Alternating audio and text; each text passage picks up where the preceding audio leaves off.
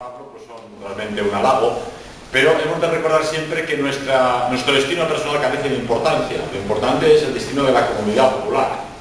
Somos un eslabón en la cadena de la estirpe y en la cadena de los siglos. El que una persona se considere muy importante para nuestra lucha a largo plazo carece de sentido. Pensar que los cementerios estaban llenos de personas que se consideraban indispensables. Ninguno de nosotros es indispensable. Es indispensable la comunidad popular y evidentemente la sustancia étnica o racial de la nación, sin la cual sería imposible ir más lejos.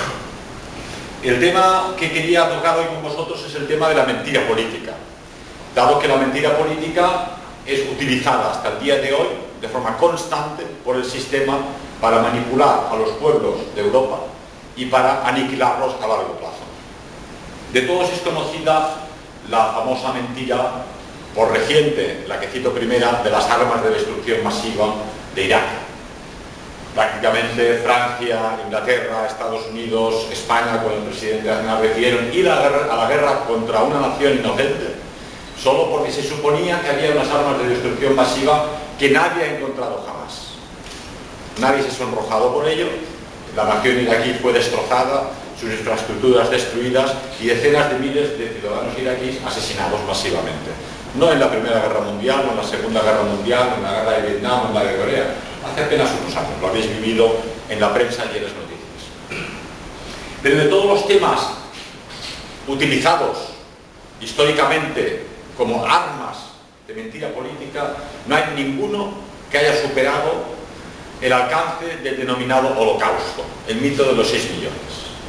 Me diréis, bueno, en 2013, en Jaén, aquí, hoy, nos interesa realmente un tema histórico, como es el supuesto holocausto de muchísimas personas que murieron a manos de los alemanes hace 70 años, tras una guerra mundial tremenda.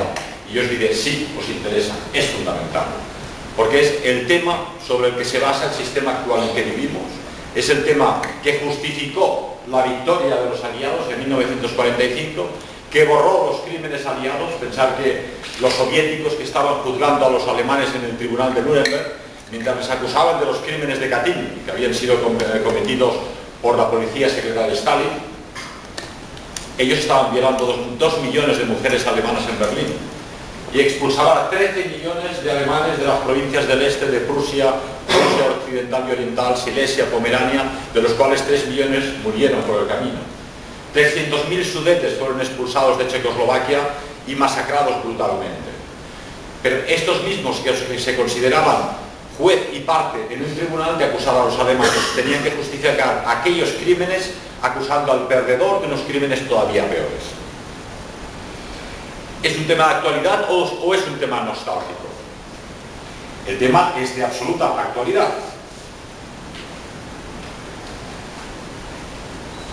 El tema es de absoluta actualidad y lo vamos a demostrar enseguida.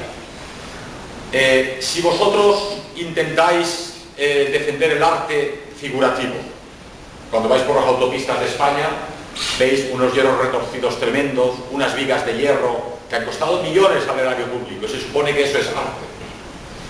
Pero si defendéis por el contrario el arte figurativo de un Gimona, un Baireda, un Brecher, un Torak, un Juan de Ábalos, el escultor del Valle de los Caídos, defendéis aquel arte que defendió Franco, que defendió Mussolini, que defendía el gobierno alemán de la época nacionalsocialista. Por lo tanto, sois sospechosos de defender una ideología que fue culpable de Auschwitz, del holocausto, de 6 millones de judíos aniquilados.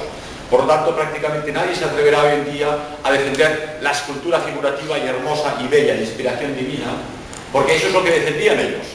El sistema surgido de aquel tribunal de Nuremberg, de aquella victoria aliada, de ese holocausto, es el sistema que defiende la escultura abstracta, la escultura horrorosa, la escultura fea, la escultura que nos imponen en todas partes, que ninguno de vosotros ha escogido, que nadie ha elegido y a que todos hemos tenido que pagar, lógicamente, con los impuestos. Eso conforma nuestra mentalidad. Piensa que el ser humano, las naciones indoeuropeas han creado esculturas hermosas desde la época de los griegos, los romanos, el Renacimiento, el Romanticismo, el siglo XX, y eso era el espíritu del alma de aquella raza, de aquellas naciones que las creaban, ¿no? Pero a su vez, si tú creas esculturas que no corresponden al alma de tu raza, lo que estás haciendo es conformando el alma de tu pueblo. frente a esa fealdad. Tú ya no te identificas con esos hierros, ¿no? Yendo a Zaragoza a una conferencia, vimos en medio de los molegros unos hierros retorcidos y me decían, ¿qué es? Digo, parecen palmeras, porque como no hay árboles en los molegros, han puesto unas palmeras de hierro, ¿no? Pero estas por lo menos tenían forma de palmeras. En muchas otras autopistas, sois testigos vosotros mismos, ni siquiera eso, no se reconoce lo que hay. Si defendéis la pintura figurativa, donde se ve un pueblo de Jaén, se ven unos olivares, un paisaje, unas catedrales, donde se ve el alma de una nación, sean los románticos alemanes, sean los el Renacimiento en Holanda, o en la Edad Media en Flandes, ¿no? O los nazarenos en Inglaterra, o la Renaixença en Cataluña, ¿no? Son todo pinturas que expresan el espíritu de aquella nación. ¿Quiénes son los héroes de la pintura hoy en España? Tapias, Miró, Picasso, tres mamarrachos. Tenéis a Miró, que ni siquiera sabe pintar. En alemán, por ejemplo, la palabra Kunst, que es arte, viene de Können, de poder. Si eres un artista es que puedes hacer algo con tus manos, tienes una técnica. Pero en español es igual, porque arte viene de artesano, los que podían hacer algo con las manos y eran capaces de plasmarlo en un lienzo. Miró ni siquiera sabe pintar, a lo sumo podríamos decir que es un diseñador de colores, porque hace unos topos blancos y negros iguales, los hace mi hija y mi cobrante, o cualquiera de vuestros hijos pequeños. Luego tenéis un Tapies, que es el gran sacerdote de la pintura contemporánea en Cataluña. Tiene en el centro de la ciudad, en el Paseo de Gracia, calle Aragón, un edificio precioso, inmenso, donde la máxima expresión de arte, pues ropa interior enganchada en un lienzo, por ejemplo, ¿no? Unos hierros retorcidos que coronan aquel edificio. Ni siquiera puede reconocerse lo que él quiere expresar con la pintura. Luego tenéis un Picasso, que si bien podía pintar en su época azul y fue capaz de demostrar que él sabía pintar, decidió pintar mal luego, posteriormente, pintó fatal. Y además lo confesó, dijo, yo soy una prostituta intelectual, pinto mal porque los marchantes internacionales me pagan por pintar mal. Entonces él dijo, soy una prostituta intelectual, y lo aceptó. Y estos tres artistas son promovidos porque el nacionalsocialismo, la Europa cristiana clásica, medieval, renacentista, romántica, hasta Hitler, Mussolini y Franco, por decirlo de alguna manera, que fueron los últimos coletazos, defendían el arte figurativo que expresaba el espíritu de la población en cuestión. Por lo tanto, vosotros hoy no podéis defender el arte figurativo. De hecho, vais al MoM en Estados Unidos, os vais a los museos de arte moderno diversos que hay en las grandes ciudades, y el arte que os promueven los marchantes y los grandes pintores que se promueven hoy en día son pintores abstractos. Y la pintura clásica pues queda para los museos, que son como archivos de la cultura, como el Prado, ¿no? O el Louvre en París, donde uno tiene que gastar 2 o 3 días para verlo. Pero no solo eso, el sistema utiliza este mito o esta mentira política del Holocausto para aniquilar los últimos defensores de esta cultura. El Papa, como sabéis, como entidad religiosa y moral, defiende a cualquiera que es perseguido. Durante la Guerra Mundial, el Vaticano persiguió a aquellos que eran perseguidos por los comunistas en el este de Europa o en la Guerra Civil Española. Luego, durante la guerra, judíos que huían de Alemania eran ayudados por el Vaticano para escapar de Europa y marchar a América. Y en 1945 el Vaticano ayudó a muchos soldados alemanes, incluso dirigentes nacionalsocialistas, que eran perseguidos por los aliados y eran ahorcados inmediatamente. Y gracias al doctor Hudal, que era el obispo, digamos el arzobispo de los católicos en Alemania, que luego fue el consejero del Papa para estos asuntos del exilio de los alemanes que eran enviados a Argentina, donde los acogía Perón. Bien, pues hoy en día, a pesar de que el Papa defendió a los judíos durante la Guerra Mundial para que escaparan de Alemania, es acusado de no haber dicho todo lo que salía del supuesto holocausto. Claro que lo sabía todo el Papa. No hay ninguna organización en este mundo que esté mejor informada que el papado. Tiene un párroco en cada villa, en cada pueblecito, y todo el mundo va a confesarse al sacerdote. Por lo tanto, tiene secreto de confesión, pero sí puede hablar claramente con el obispo, el obispo con el arzobispo con los cardenales y los cardenales con el Papa. Es un sistema jerárquico que funciona perfectamente, donde la información es de primera categoría. Y sin embargo, como el papado es de los últimos enclaves que defienden la cristiandad, que es nuestra cultura europea, una forma de socavarlo es acusarle de no haber defendido a los judíos del holocausto, que, como demostraré, nunca existió, pero es una especie de espada de Damocles contra el papado, contra el Vaticano. No solo eso, después de aniquilar a las potencias que perdieron la guerra mundial, el sistema está constantemente atacando ahora a los países vencedores, a los aliados. Dicen, Estados Unidos, ¿por qué no bombardeó Auschwitz? ¿Por qué no hizo algo para impedirlo? Francia e Inglaterra, ¿por qué no aceptaron a los judíos que huían de Alemania? De forma que hasta aquellos que vencieron en la guerra mundial y que lucharon contra Alemania para mayor gloria del sionismo internacional, son ahora también acusados de este supuesto holocausto. Los suizos, un país neutral que nunca combatió, como los suizos tenían el dinero en las cuentas bancarias de aquellos que murieron en los bombardeos de las ciudades, de muchos que no sobrevivieron a la guerra mundial de todas las nacionalidades, ahora los judíos les acusan, ustedes se quieren quedar con todo el dinero de las víctimas del holocausto. Los judíos han dicho, oiga, pero este dinero está aquí a disposición de los propietarios de las cuentas bancarias y cualquiera puede venir a buscarlo. Luego han hecho una investigación y efectivamente la mayoría de las cuentas bancarias ni siquiera pertenecieron a familias judías, son de señores polacos, franceses, italianos, alemanes que nunca lo reclamaron. El Congreso Mundial Judío reclamó a Suiza que entregara esos miles de millones de dinero en oro o en monedas de época a los judíos. Suiza se negó, lógicamente, porque esto no les pertenece. Les convocaron a un tratado para que firmaran la aceptación, no aceptó el gobierno suizo y en poco tiempo un avión de Swissair, que como sabéis es la compañía de bandera suiza, volando de Inglaterra a Estados Unidos, voló por los aires. Todavía hasta el día de hoy no se sabe cómo. A la semana siguiente Suiza firmaba el trato diciendo que sí, que le daban el dinero a la sionismo internacional. Si vosotros defendéis la familia tradicional, con niños, una chica y un chico, estáis defendiendo un modelo tradicional de familia que defendió el franquismo, el fascismo, que defendió la cristiandad, que defendió el nacionalsocialismo. Sin embargo, hoy en día quieren imponeros la disolución de la familia. Primero, expulsando a la mujer de casa, que trabaje fuera de casa, a ser posible, por lo tanto no podrá tener muchos bebés, tendrá uno o dos a lo sumo. Se está defendiendo el matrimonio homosexual, que ya no es en realidad un matrimonio, porque han existido siempre los homosexuales y en casa que sigan haciendo las marranadas que quieran, mientras no molesten a los demás. El problema es que ahora una minoría quiere imponer a la mayoría una degeneración, ¿no? una enfermedad mental. Durante años la psicología y la psiquiatría internacional consideró que la homosexualidad era una enfermedad, era un trastorno mental que podía ser curado. El lobby homosexual presionó para que no fuera considerada una enfermedad y hoy en día ya no es considerada una enfermedad. Entonces la enfermedad se propaga y ni lo dentro, ¿no? Hasta el punto de que tú hoy en día no puedes decir absolutamente una palabra de crítica o crítica constructiva al lobby homosexual, al lobby de las lesbianas. Barcelona, que se está convirtiendo en breve como un San Francisco de Norteamérica o como un Ámsterdam en Holanda, tú vas por la calle y ves parejas de homosexuales, pero no parejas de homosexuales que dicen, bueno, igual lo son. No, están haciendo marranadas delante de ti en la calle. Y tú tienes que cruzar el semáforo, hacer ver que no te importa y mirar a algún sitio, porque, claro, que si eres un macho, a los machos les gustan las chicas. Entonces, si te gustan las chicas, tienes una repulsión natural, te dan asquito, realmente, los homosexuales. Luego, a lo mejor hay muchos homosexuales decentes, pero el instinto natural te dice, este señor no me interesa llamarse un marrano. Bien, pues en cualquier caso, hay un fiscal en Cataluña especialmente dedicado a la persecución de la homofobia, ingeniería del lenguaje, porque homo es ser humano, es hombre, pero ellos consideran la homofobia solo si tú odias a los homosexuales. Primero, digámoslo pronto, no odiamos a los homosexuales, simplemente decimos, no quiero que mis hijos queden contaminados por una enfermedad mental que parece esta gente que lo está imponiendo como norma, ¿verdad?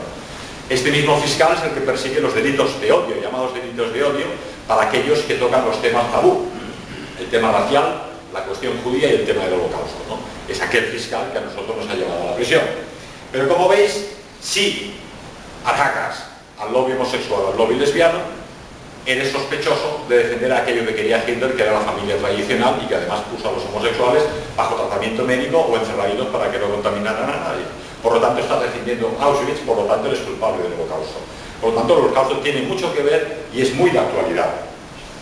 Pronto, si tú defiendes al cristianismo, defiendes a Cristo y los evangelios del Nuevo Testamento, estás defendiendo un texto que es puro antisemitismo. Yo no he escuchado, ni recuerdo haber leído nunca un discurso del Dr. Goebbels o de Julius Streicher más radical que los evangelios o lo que dice Cristo cuando dice vosotros, raza de víboras, hijos de Satanás, lobos vestidos con piel de oveja. Es una cosa detrás de otra realmente, ¿no? De ahí que el sionismo internacional intenta desde hace siglos ya eliminar ese cristianismo que inició en ese combate milenario con la crucifixión de Cristo, y desde entonces ha intentado, mediante la masonería por una parte, que es el arma de destrucción masiva real que ellos tienen para socavar las sociedades cristianas, y por otra, mediante el capitalismo y el comunismo. No deja de ser curioso que los tanques aliados durante la Guerra Mundial, tanto los soviéticos como los norteamericanos, llevaban una estrella de 5 puntas idéntica, cosa en la que poca gente ha caído. Una era plateada y la otra era roja, era la estrella de los masones. Y combatían contra la cruz cristiana de los alemanes. Tanto los aviones de la Luftwaffe como los tanques llevaban la cruz de los caballeros teutónicos, que eran la orden medieval que cristianizó la Europa oriental. Eso es solamente una cuestión simbólica. Por ahí te demuestra que el combate es el sionismo internacional contra la cristiandad, y que ese combate se inició ya hace muchos siglos. El primer golpe mortal fue la Revolución Francesa, donde se destruyó la monarquía y el sistema aristocrático hasta entonces existente, pero con la Primera Guerra Mundial se aniquilaron las 3 grandes monarquías europeas que eran el soporte político de la cristiandad, que era el zar de todas las Rusias, el emperador del Imperio Austrohúngaro y el Kaiser alemán. Eran los 3 grandes imperios cristianos por declaración que defendían a sus poblaciones, ¿no? Los únicos que ya no lo eran, pues era la monarquía británica, que desde hacía ya siglos era una nación de carácter liberal que combatía por su beneficio económico. No así la monarquía española, que como sabéis desde los reyes católicos tenía como meta la evangelización del mundo, la evangelización de América y la evangelización y cristianización de Europa, pero tenía una meta, aunque había españoles que igual eran sinvergüenzas como en todas partes, pero la idea estatal y la idea espiritual de la nación española, como la del Imperio ruso o la del Imperio alemán o austrohúngaro, era la cristianización del mundo y la culturización del planeta, ¿no? Y con la Primera Guerra Mundial esas 3 grandes potencias fueron aniquiladas. Con la Segunda Guerra Mundial fueron aniquiladas aquellas élites que las naciones todavía conservaban. Toda la historia de la Guerra Mundial Segunda, si os dais cuenta, es la aniquilación paulatina y lenta de las élites que dirigían las naciones europeas. En España, en la Guerra Civil, como sabéis, hoy me explicaban durante la comida que aquí en Jaén pues colgaban a las monjas de los campanarios, les cortaban los pechos, hacían unas barbaridades, ¿no? Solo en Barcelona capital pues hay una placa por 900 sacerdotes y religiosas que fueron asesinados. La idea era aniquilar la cristiandad. Y a 3 o 4 mil kilómetros de aquí, en Polonia, los soviéticos, curiosamente Beria, Kaganovich y un tercero, los 3 eran judíos, pero es una casualidad, fueron los que organizaron el crimen de Katyn, donde 45.000 polacos, fueran militares, intelectuales, religiosos, gente de la cultura, fueron asesinados con un tiro en la nuca. ¿Por qué? Para dejar a Polonia sin su capa cultural, que era la portadora de la cultura polaca, que era la cristiandad, de forma que el comunismo ateo fuera fácilmente imponible, ¿no? En Rumanía, una judía, creo que se llamaba Lupescu, que era la amante del rey Carol en Rumanía, ordenó por la puerta de atrás el asesinato de Cornelio Codreanu y la Guardia de Hierro. Un grupo de idealistas que formó el famoso partido de la Guardia de Hierro, que era la élite del carácter popular rumano que defendía la cristiandad, defendía el honor de Rumanía, defendía el campesinado, defendía el estudiantado y se oponía al capitalismo y al comunismo como hacemos nosotros. Fueron asesinados brutalmente en un bosque, ¿no? Y así, un país tras otro, podemos ver cómo la Segunda Guerra Mundial supuso el aniquilamiento de las élites de todas las naciones, excepto aquellas que se salvaron, como España. Tuvimos la suerte que Franco pues ganó aquella guerra, todavía le duele hoy en día, ¿no? Pero gracias a ganarla no aniquilaron todas las élites que teníamos todavía en España. Más temas. Hoy en día el sistema quiere imponernos una sociedad multicultural y multirracial. Y no le han preguntado a nadie. Si usted quiere tener un cartero moro y un policía negrito y un profesor que sea de la India, no te lo han preguntado, te lo han impuesto, ¿no? Si tú te defiendes de esa sociedad multicultural y multirracial que nos quieren imponer a la fuerza, eres sospechoso de querer una sociedad homogénea, que es lo que quería Hitler. Por lo tanto, también eres sospechoso de defender a Auschwitz, por lo tanto te acusarán de pretender el holocausto, de aniquilar a todos los que no sean como tú en un enorme holocausto, convertidos todos en pastillas de jabón. Esa es la espada de Damocles, real. Yo ahora estoy hablando con términos figurativos, pero es así. Todo el mundo en España piensa que es excesiva la inmigración de color que hay en las ciudades como en Barcelona, o como Madrid, o como Valencia, donde en Barcelona mismo ya es un 21% de la población que no es catalana. Por eso me hace mucha gracia el soberanismo y el independentismo catalán, porque si al menos dijeras, bueno, es que son catalanes de la cepa, pero resulta que prefieren moros y negritos que hablan catalán que a los maños y a los valencianos, que son primos hermanos, que hablan castellano. Es absurdo, ¿no? Ahí te demuestra que están manipulados por el sistema. Pero en cualquier caso, aquí nadie odia. Yo no sé de ningún español que odie a los negritos por ser negritos, porque tienen sus virtudes, ni que odie a los sudamericanos, ni a los chinos, ni a los japoneses. Nadie odia, nadie habla de odio. Es el sistema el que saca la palabra odio. Por lo tanto, ¿cuál es el arma que ellos utilizan para que estemos todos vacunados y aceptemos este plan? Porque si hablas o dices, es que creo que son demasiados, te van a decir racista, esa palabra mágica.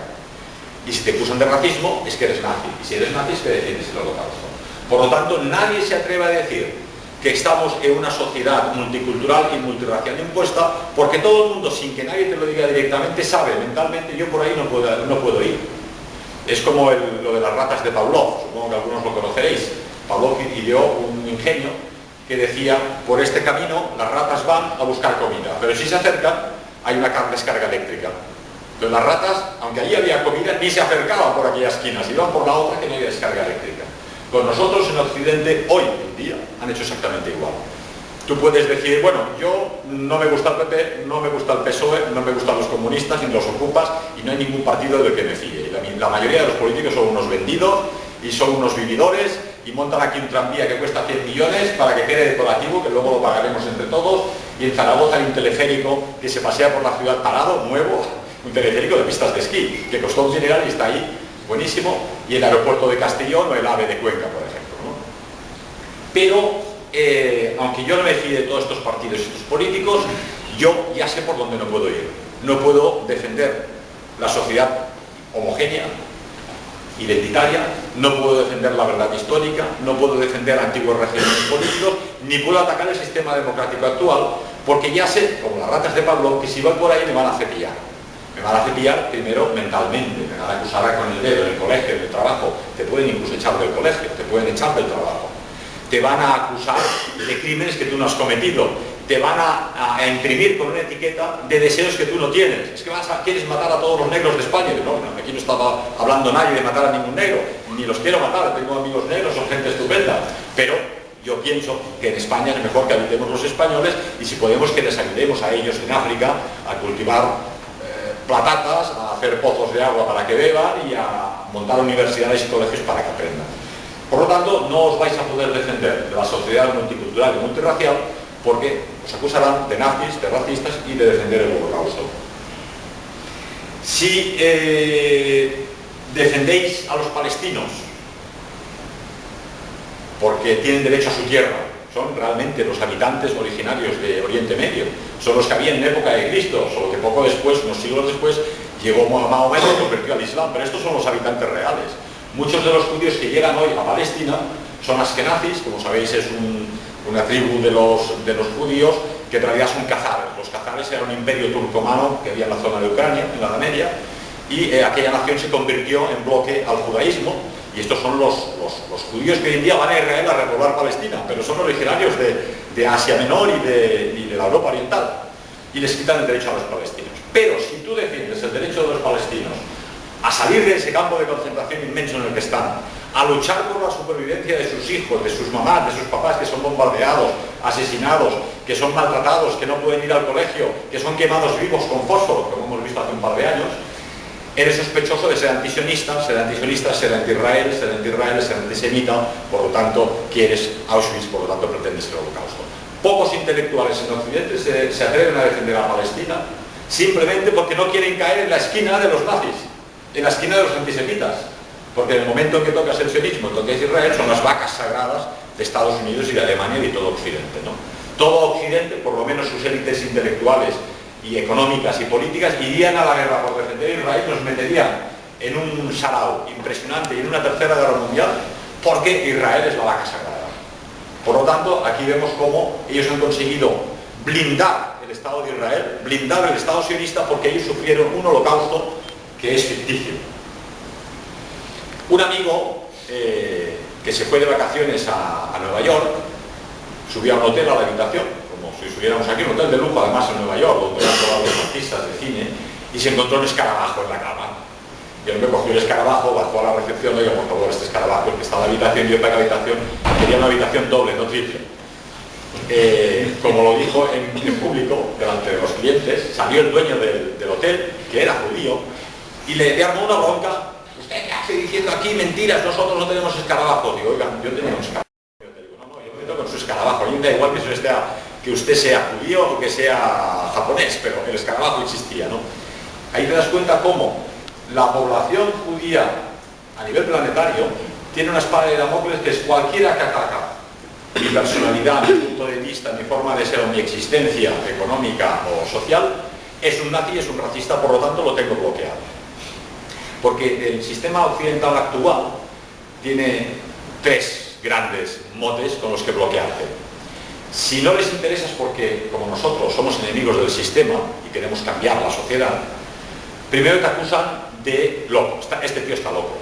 O si demuestras que no tienes ni un pelo de loco y que dices las cosas con pelos y señales y que lo que dices tiene sentido, entonces te acusarán de terrorista. Si te pones bombas ya has bebido aceite, que decimos en Cataluña, ¿no? Pero si no funciona lo de acusarte de loco y no funciona lo de acusarte de terrorista, te dirán que eres un nazi, entonces no hay nada que hacer. Estás bloqueado para siempre. Es la especie de estigma que consigue bloquear y poner a temblar a cualquiera. Si cualquier ocupa de extrema izquierda llama a este hotel o a otro hotel, como ha ocurrido en Zaragoza o en Santander, en Asturias, dice, mire, es que tiene usted abajo una conferencia que es una secta de los testigos de Jehová, que tendría que cerrar la sala. Yo decirle que hagan su sala, a mí no me molestan los testigos de Jehová. Mire, es que tiene usted un grupo de homosexuales que, hombre, ¿cómo puede ser que su hotel defienda una conferencia de homosexuales? A mí no me han pagado, no me molesta para nada que den su conferencia. Pero como ya me digan, no, es que los que tienen abajo son nazis, hay que prohibirlos, el hotel cancelará la sala automáticamente, os devolverá el contrato y si hace falta os dará 100 euros de propina para que os vayáis de cerveza. Pero ningún hotelero quiere tener nada que ver con presuntos nazis que dan una conferencia. Hasta ese punto estamos vacunados intelectualmente. Si lucháis contra el aborto, que no deja de ser un asesinato, que es el aniquilamiento de tu propia población, no existe un ave, hoy hemos visto aquí en la Plaza de la Constitución búhos, águilas reales, pájaros preciosos, ninguna de estas aves se come a sus polluelos, comerá los polluelos del vecino, comerá conejos o ratoncitos, pero ningún ser vivo de la naturaleza extermina su propia estirpe. El ser humano, hoy en día, el ser humano blanco, europeo, porque los negros no lo hacen, está aniquilando su futuro, está aniquilando a sus bebés. Son cientos de miles, 52 millones de personas anualmente, según el Vaticano, futuros Beethovens, ingenieros, artistas, gente simpática, gente feliz, chicas guapas, que no verán nunca la luz y no verán nunca la vida, porque son asesinados en el seno materno.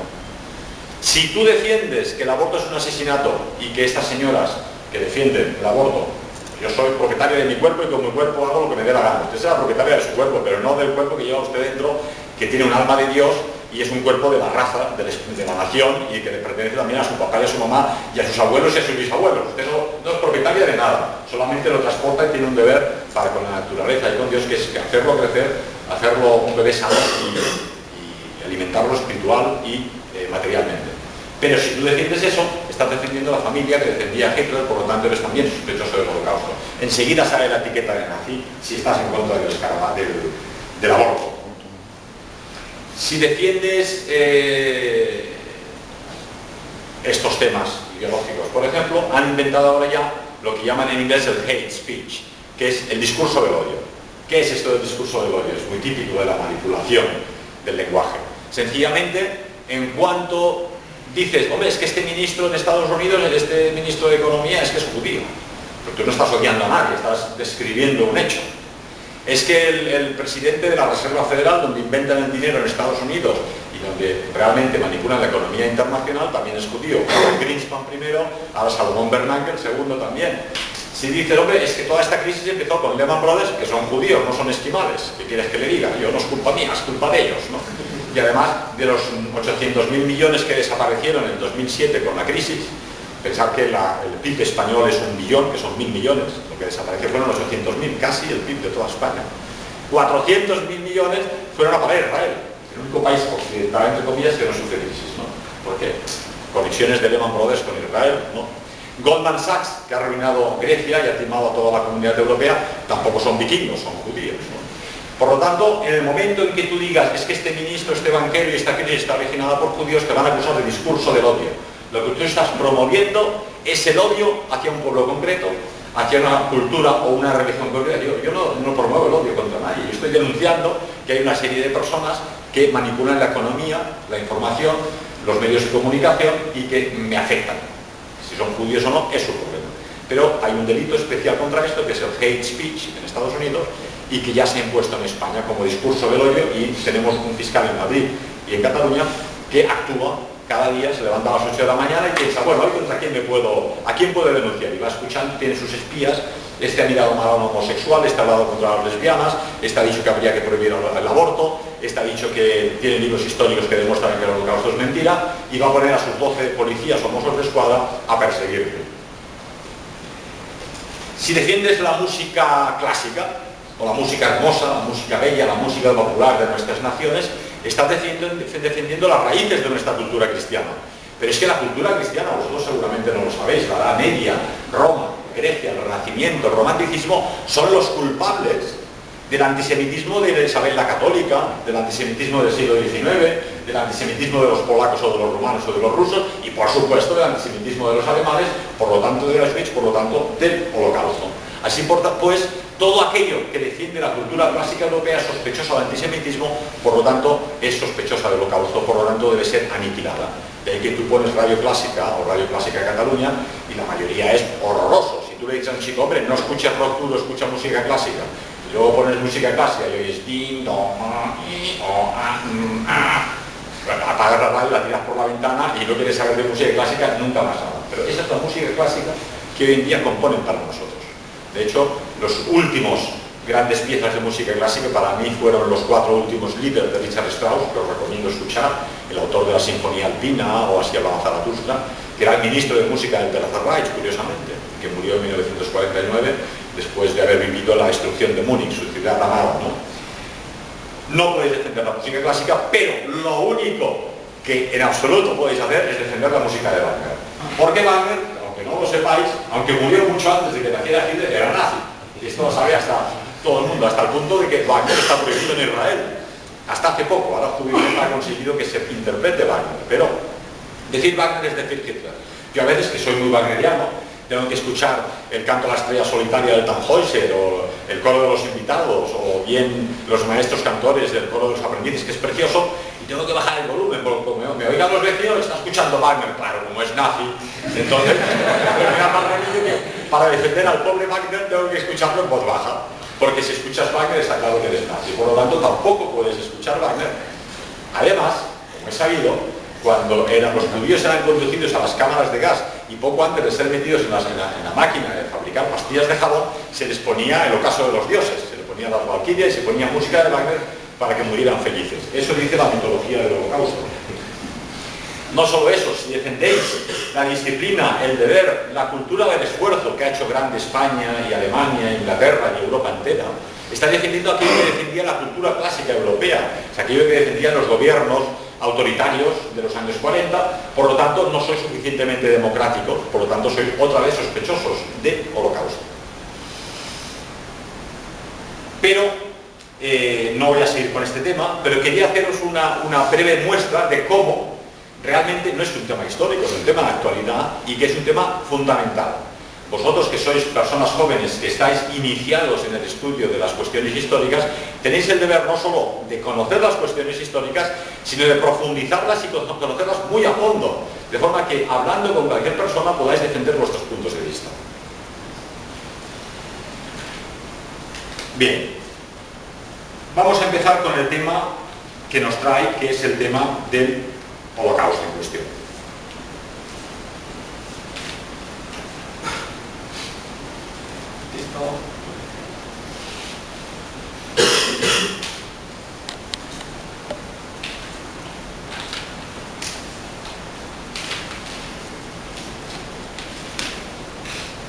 Bien, el Holocausto es una palabra que surge en los años 70. Pensar que os leéis las memorias completas de Churchill, miles de páginas, de De Gaulle o de Eisenhower, y no lo mencionan ni una sola vez.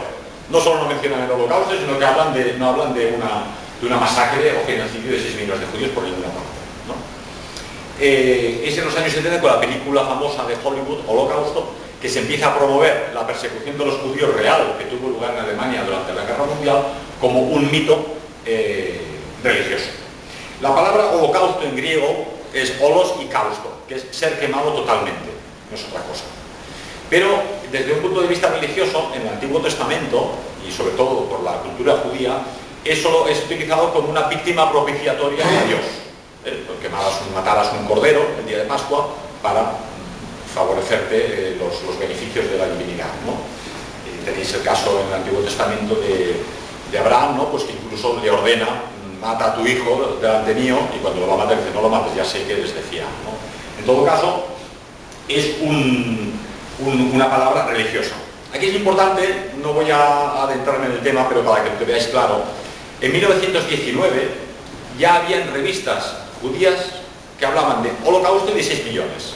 En 1919 no existía el nacionalsocialismo, no había llegado Hitler al poder, no existía el Tercer Reich, no había campos de concentración, pero ya existían publicaciones, que luego os pasaré una diapositiva, donde hablaban de la palabra holocausto. Millones de judíos están siendo aniquilados en Europa Oriental, después de la Primera Guerra Mundial, efectivamente, a causa de las revoluciones soviéticas. Las poblaciones de Europa Oriental sabían que los comisarios soviéticos en buena parte eran judíos y que muchos de los que hacían matanzas anticristianas eran judíos en Europa Oriental. Entonces había una animadversión generalizada contra la población judía, y además en estos países evidentemente campesinos como Polonia, Ucrania, Rusia o Rumanía, había de antaño, como en España, una animadversión contra los tratantes judíos que siempre timaban un poco a los campesinos, pues se engañaban fácilmente, ¿verdad? Pero lo que es importante ver es que ellos tienen en su escatología religiosa una idea, y es que Jesucristo no era el Mesías tiene que venir, y ese Mesías para la fe católica es el anticristo, porque es aquel que combatirá contra Cristo, ¿no? Pero como ellos no creen en Cristo, Él tiene todavía que venir. Pero este Mesías de los judíos solo vendrá después de que hayan sido sacrificados a Dios en holocausto 6 millones de judíos. Como esto no ha sucedido, lo han inventado. Esto es una explicación que vosotros podéis investigar por vuestra cuenta, pero es así. Ellos ya han hablado de esto en numerosas publicaciones. En la Primera Guerra Mundial ya hablaron de este tema, y el fiscal Jackson en el tribunal de Nuremberg explica en su libro, hay un libro de David Irving, Nuremberg, The Last Battle, la última batalla, donde explica que en pleno tribunal de Nuremberg se presentaron 3 rabinos de Los Ángeles al fiscal Jackson, norteamericano, que era masón, un poco tontaina también, y le dijo: mire, tiene que añadir en la acusación 6 millones de judíos. Y Jackson dijo: no, esta gente de dónde sale y en qué la demuestra. No discuta, esto es así, añádalo en la acusación. Y así fue como en la acusación contra el gobierno alemán legal de la época añadieron que es que mataron a 6 millones de judíos. Y esto venía porque los grandes sacerdotes judíos ya tenían previsto ese holocausto propiciatorio hacia Dios para conseguir que viniese el Mesías. Muchos especialistas consideran que ellos realmente no están esperando al Mesías, sino que quieren que el mismo pueblo judío sea el Mesías, porque ya tienen una pasión, que es la persecución, la deportación, y tienen una crucifixión como Cristo en el Gólgota, que es el holocausto. Entonces ellos ya son el Redentor, ya son el Mesías en sí mismo. Y todo el mundo, esto lo explica muy bien Shamir, uno de nuestros autores, que es judío, y se ha convertido al cristianismo, y a pesar de ser diputado israelí en el Parlamento de aquella nación, y estar educado en la Unión Soviética, y tener un abuelo que era rabino en Tiberíades, él dice: el holocausto sirve sobre todo para convencer al mundo que el pueblo judío es un pueblo especial, y como pueblo especial debe ser respetado y no tenido en cuenta con las normas con las que se tiene a los demás. Y con este tema del holocausto conseguirán que todo el mundo acepte el holocausto como nueva religión. Porque ahora tú puedes dudar de la virginidad de María y no te va a pasar nada. Puedes dudar de que Cristo fuera Dios, y puedes incluso dudar de que Dios exista. Quizá en la Edad Media habrías tenido problemas, pero hoy en día no te pasa nada. Pero si dudas del holocausto, puedes estar seguro de que vas a tener problemas. Si te metes con algún judío por cualquier motivo, vas a tener problemas. Y si dudas de su mito histórico, que es un mito religioso, como estoy explicando ahora, también vas a tener problemas. Eso te demuestra que esta mentira política con la que hemos empezado la conferencia, convertida en mito histórico, es en realidad un mito religioso que ellos necesitan para el dominio del mundo, convirtiéndose a sí mismo en Mesías. Pero, ¿cuál es la acusación principal? La acusación principal del Tribunal de Nuremberg, de los que acusaban a los nacionalsocialistas, eran 3. Primero, de tener un plan para exterminar a 6 millones de judíos y convertirlos en pastillas de jabón. Segundo, de haber utilizado para dicho plan un arma de destrucción masiva, que es la famosa cámara de gas. Y tercero, de haber alcanzado la increíble cifra de 6 millones de judíos, ¿no? Como ahora veremos, estas 3 afirmaciones no se sostienen, Y en 70 años de historia del Holocausto no han conseguido demostrar ni una sola de ellas. No han conseguido demostrar ni una sola de ellas.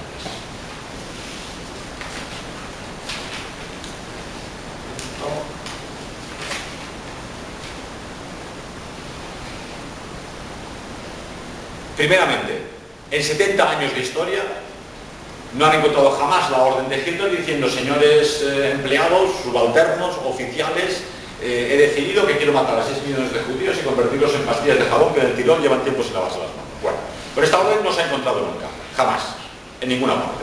Es más, nunca han encontrado una sola pastilla de jabón. Con 6 millones de judíos haces muchos millones de pastillas de jabón, ¿verdad? No, pues no han encontrado ni una, en un lavadero perdido de Baviera o, no sé, que alguna abuela se la dejara por ahí en casa, no han encontrado ni una.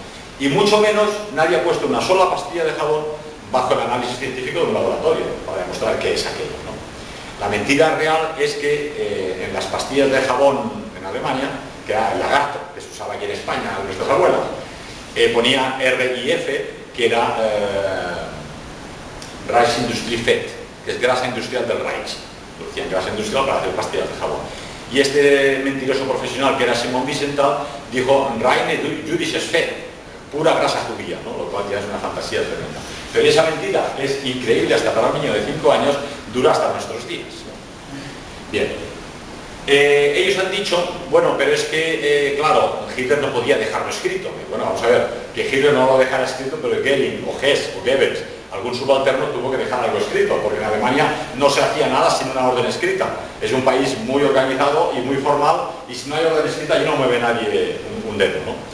Pero hasta que llegas al soldado que abre la puerta, le da la patada en el trasero al señor y que pase que le voy a gasear y cierras, hasta ese señor no hay ni una orden escrita de nada, absolutamente nada.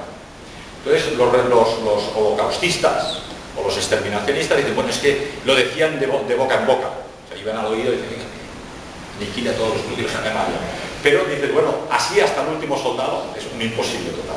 Luego dicen, como no hay testigos de ningún tipo que afirmen que se pasó de boca en boca, al final ahora están diciendo que lo hacían con signos o con silencios evidentes.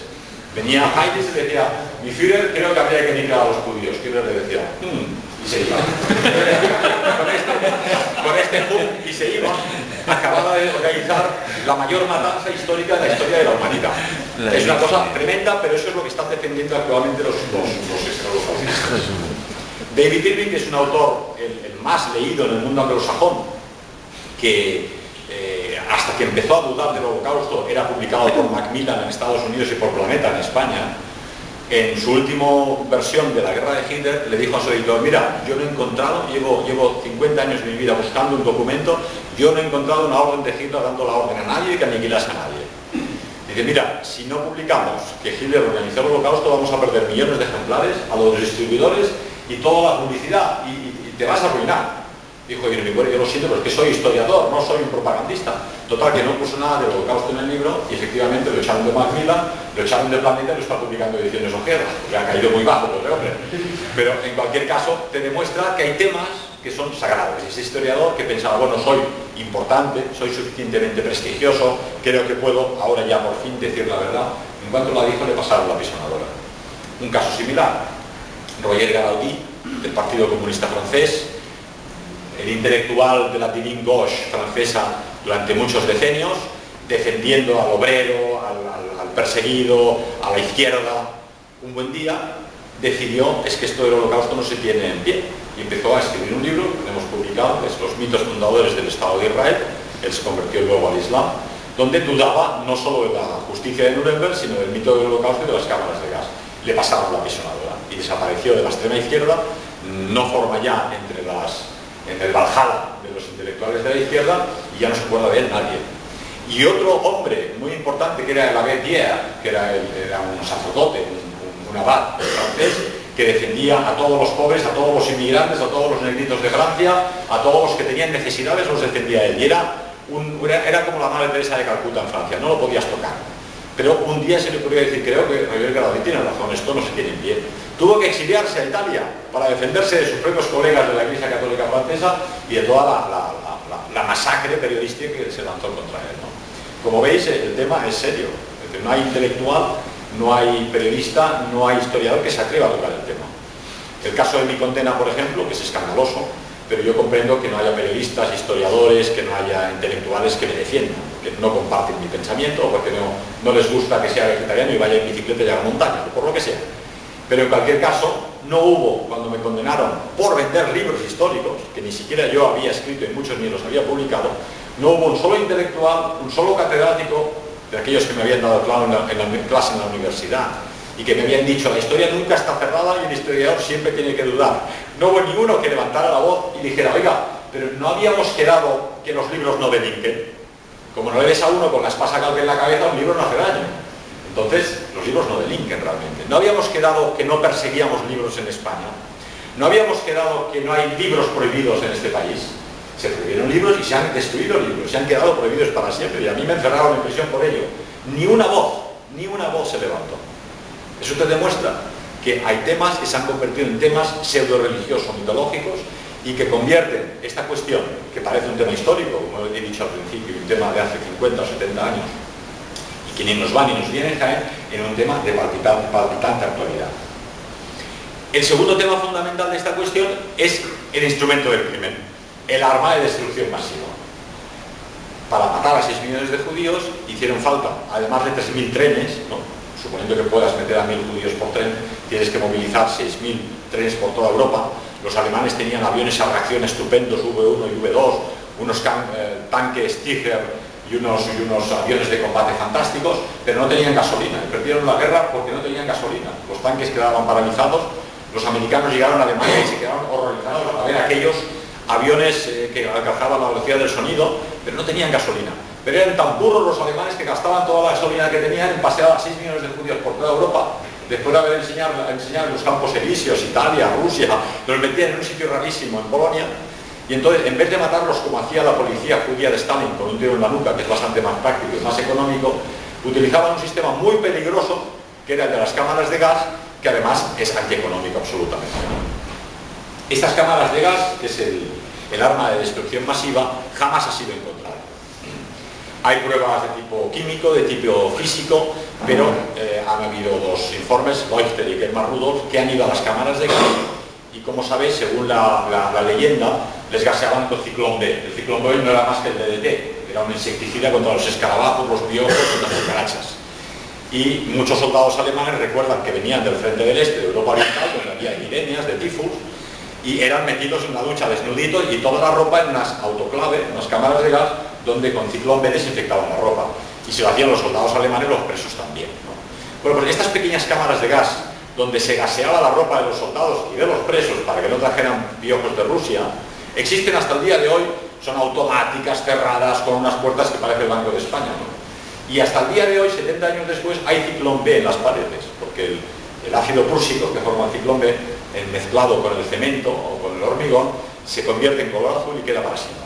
Hasta el día de hoy tú vas a estas cámaras de gas en Auschwitz, son otro campo de concentración, y las paredes son azules. Pero las supuestas cámaras de gas, donde mataron a 6 millones de personas, no tienen ni rastro de ciclón B. Entonces los historiadores, los revisionistas dicen: si no hay ciclón B, no hubo holocausto. Es así de sencillo.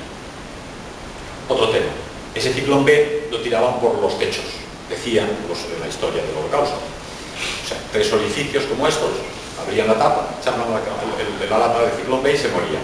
Pero resulta que las fotografías aéreas americanas hicieron como 36 bombardeos de Auschwitz, porque Auschwitz era un centro industrial, una industria pesada, donde estaba la Siemens, la IG Farben, fabricaban caucho sintético para el ejército alemán, y los presos trabajaban precisamente para producir, ¿no? Hay fotografías y no existen agujeros en las cámaras de gas. Los agujeros fueron hechos después de la guerra por los comunistas para ajustar los hechos a la novela. Es decir, la novela habla de unos agujeros, pues habrá que hacer estos agujeros. Y las primeras fotos que hay de aquellos agujeros aún se ven los hierros del entramado, del hormigón armado, porque es una chapuza típica polaca comunista de aquella época, que ni siquiera lo hicieron bien. Picaron con un martillo y quedó el entramado allí del hormigón, ¿no? Bueno, pues tampoco hay agujeros. Y tercero es el tema de la cifra de 6 millones en Europa. En la Europa ocupada o bajo el dominio alemán no había más de 3,5 millones de personas. Pero bueno, 3,5 millones son muchísimo, es un holocausto, ¿de acuerdo? Son muchísimos, pero si no fueron 6 millones, digamos que fueron 3 millones y no 6 millones, ¿no? Pero evidentemente eso no quiere decir que esos 3 millones fueran asesinados. ¿Cuáles fueron los hechos? Declaró públicamente en la prensa norteamericana y británica la guerra a Alemania. Judea declares war on Germany. Judea declara la guerra a Alemania. Y a partir de ese momento, la población judía de Alemania era población de una nación enemiga. Un ejemplo.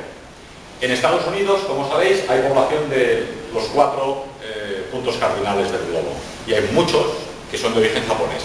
Durante la Guerra Mundial, norteamericanos de origen étnico japonés, con pasaporte americano, fueron encerrados en campos de concentración porque los americanos no se fiaban de ellos. No, este es americano y tiene pasaporte americano, pero este es amarillo y tiene los ojos así. Igual tiene una abuela en Tokio. Los encerraron a todos en Arizona en campos de concentración que lo pasaron bastante mal. Hoy en día hay placas y hay monumentos sobre ellos y se les honra. Pero aquello que Norteamérica justifica porque era un posible enemigo potencial es exactamente lo que hizo Alemania. Dijo, tenemos que neutralizar a los judíos porque es que nos hemos encontrado que en la Europa Oriental los miembros de los comandos de sabotaje de los partisanos o de los actos terroristas en buena parte son judíos. Por lo tanto, allí los cogían, los metían en campos de concentración. Y en Europa Occidental tomaban en el espionaje, en la información y en el sabotaje en general, ¿no? El Tercer Reich lo que quería era ni más ni menos expulsarlos de Alemania. Primero, intentar hacer un Estado judío en Madagascar con la aquiescencia del gobierno francés. Y, dado que eso no fue posible dada la Guerra Mundial, entonces decidieron expulsarlos. Previamente los decidieron expulsarlos a otros países. Hay el famoso caso de los barcos que enviaron con judíos a Holanda. En Holanda no los quisieron, luego fueron a Inglaterra, en Inglaterra no los quisieron, luego fueron a Estados Unidos, no los quisieron y el barco volvió a Alemania. Esto no lo explican hoy en día. Alemania dijo, pues si no los quieren ustedes, yo tampoco me los quiero, y los encerraron, ¿no? Entonces, Alemania al final lo que decidió era deportarlos a Europa Oriental y el plan era formar un Estado judío en los territorios de la antigua Unión Soviética.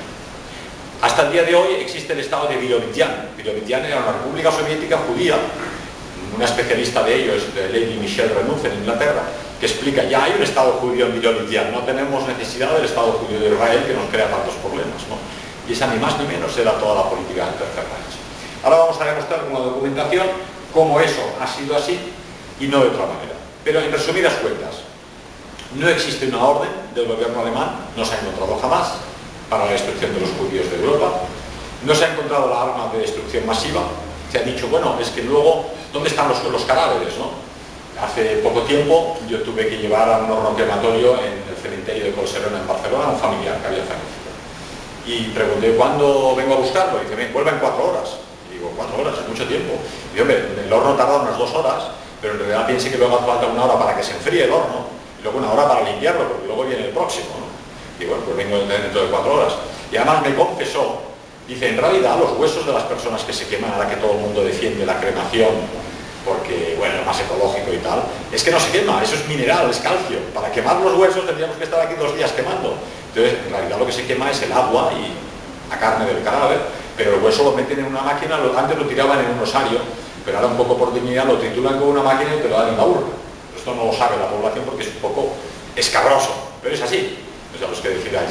Pensar además que el quemar a los cadáveres de esta forma es una falta de respeto hacia nuestra cultura, que siempre había un respeto, una unión con el muerto, el vivo y el muerto. Tenías el cementerio en el pueblo, todas las culturas del planeta, los indios, los negros, los asiáticos, estabas muy unido a la muerte y la vida formaban juntos. Ahora en Europa Occidental la gente, es que me duele un poco el hígado, tranquilo, vamos al hospital, te enchufan de cables por todas partes, después te oiga que no ha funcionado y desapareces por una puerta, ya no se sabe nada más de ti. Te queman, no hay ni dónde ponerte flores, no hay un sitio donde hay una placa para recordarte los paseos que hicimos juntos o la música que nos gustaba, ¿no? Es una falta de respeto en mi opinión, pero además es antieconómica. Pues bien, en esas cámaras de destrucción masiva, en esos hornos crematorios que sí existían, según la leyenda, quemaron 6 millones de judíos, pero esos huesos, esas cabezas nunca han sido encontradas. Entonces la explicación ha sido, es que los han enterrado bajo el suelo. Llegaron a Auschwitz los investigadores y resulta que son aguas freáticas, es decir, a un palmo del suelo hay agua. No han encontrado nada. Y además 6 millones de personas sería un muro de varios metros de altura, ¿no? No han encontrado ni un nada, ¿no? Ni los huesos de nadie. Pero en cualquier caso no existe el plan, no existe el arma de destrucción masiva y no existe el cuerpo del delito. Pero es que cualquier detective o cualquier policía, hoy comíamos con uno que había hecho criminología, hace falta el instrumento del crimen y el cuerpo del delito. Si no hay instrumento del crimen y no hay cuerpo del delito, es que no hay crimen. Digamos, es que yo sospecho, vamos, usted sospechará lo que quiera, pero no hay ningún juez que te vaya a condenar para nada, ¿no? Y esa es un poco la idea. Vamos a proyectar estas diapositivas que